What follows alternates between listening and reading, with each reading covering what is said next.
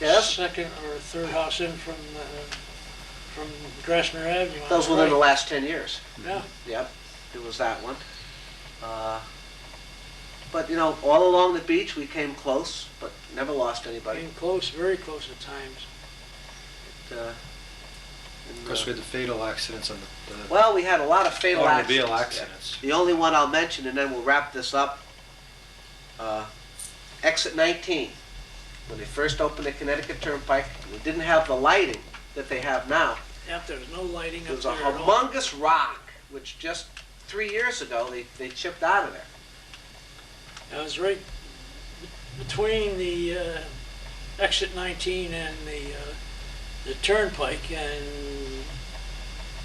it wasn't a sharp bend or turn compared to other areas. The only thing is if you had fallen asleep and as you were going straight, you would hit that rock head on. And it was like running into the front of a boat. Elderly couple, they're coming home from a funeral in Rhode Island. They were going home to Jersey and fell asleep, hit the rock, and he pushed the dashboard, front end right back almost to the back of the front seat. And he was thrown out of the car, partially out of the car. And she was pinned in the seat with the dashboard up against her throat. She had a broken neck. And medical examiner got there, and of course old Doc Smith, he had to hold him by his arm to make sure he didn't fall, trip over the hose lines or something of the sort. He looked down at the guy and shook his head back and forth. Yep, he's dead. You can move him. Went around the other side of the car and checked the wife out. He said, oh yeah, she's gone. You can move her. Cop was walking him back to the police car. And I gave a holler at him. Wait a minute, come on back here.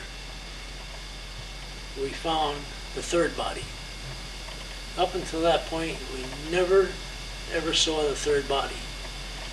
For some reason, I happened to look down between the back of the front seat and the rear floor, the back seat floor, and I thought I saw something that resembled hair. We got the door open, got the seat back up, and there was the 18-year-old daughter. She was also dead. Theory was that she was asleep across the back seat when they hit the rock, and she went forward onto the floor and the seat came over on top of her. And that's why we missed her on the initial search. And we also had an accident on Burr Street where 7 kids were killed. Were you at that one? Yeah. That was probably the worst accident in Fairfield. I mean, 7, we've never lost. Yeah. We've had other collisions and yeah, stuff. We lost 7, I think it was 7 young kids. Either 6 or 7. Out of the bunch, there was only one survivor. And we didn't find him until we started to lift the car up by hand to get a body out from underneath the roof. And all of a sudden we hear this kid holler. And we set the car back down, got on our hands and knees and looked up, and there was the driver. He was still in position, not seriously hurt, but the seatbelt held him in. And they had to use 1.5 inches to wash the blood off the street in a school bus to... Off the street, and then they brought the bodies down to the Shaughnessy's in the school bus. John Shaughnessy. John Shaughnessy, Across from Raleigh's. Post Road across from Raleigh's. And then they called for the fire truck again to wash down the school bus. And the tragic part of it is one of the guys heard the crash, went out the house, and there was only a house in one lot up from where his house was, viewed the scene, and at that time never recognized his granddaughter. And the other tragic part of it was a week and a half before Christmas. And that was about 1971 or 2. It was Yeah. the early 70s. The question I hate people ask me, so I'm going to ask you to wrap this up. Worst fire or toughest fire in the 30-plus years that you've been fighting fire in the town of Fairfield? Actually, what, 40-plus years? Yeah, I actually have 48 years. I was in going to say, yeah, almost 50 years. volunteers.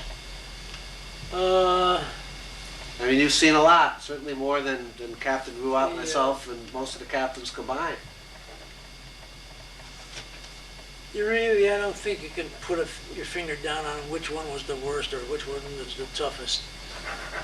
Depending on what time of the year or what type of building it was.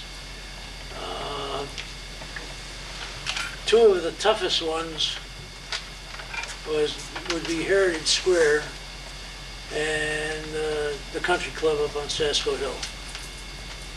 Mainly because of picking up was the problem. Because of the winter time and It the was in cold. February, everything was frozen. Frank Dahlwood was kind enough to loan us his flatbed trailer with a driver, and that's the way we got the hose back from the country club and laid it out on the engine room floor.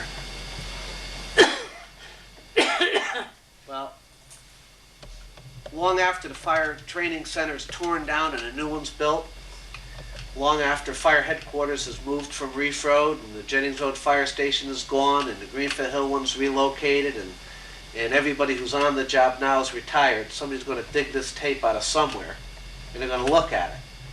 And do you have any words, any closing remarks to them or to anybody who might be nuts enough to take a look at this and see what happened in the fire department since 1945 to 1994? Well, for new guys, it might be quite an experience because you talk about going 11 and a half miles in an open cab with no doors on and no heater in freezing weather, and what you have today with closed cab, heater, or in winter, summertime air conditioning units. It was never like that.